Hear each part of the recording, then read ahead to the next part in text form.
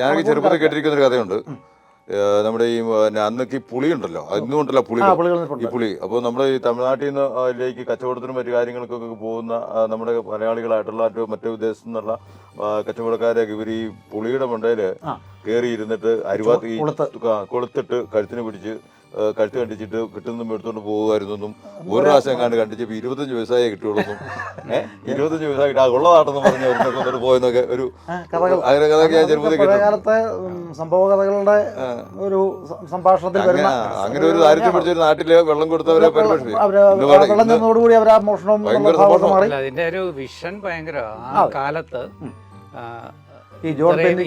ഈ കാടിനുള്ളില് ഇങ്ങനെ ഒരു നിർമ്മാണ പ്രവർത്തനം ഇത്രയും കാലം 129 വർഷം നിന്ന ഒരു നിർമ്മാണ പ്രവർത്തനം നടത്തി എന്ന് പറയുന്ന ആ വിഷനും ആ പ്രയത്നവും വളരെ പ്രസക്തമാണ്. പൂട്ട് പൂജിച്ചാൽ പറ്റത്തില്ല. അവര് പൂട്ട് പൂജിക്കുന്നുണ്ട്.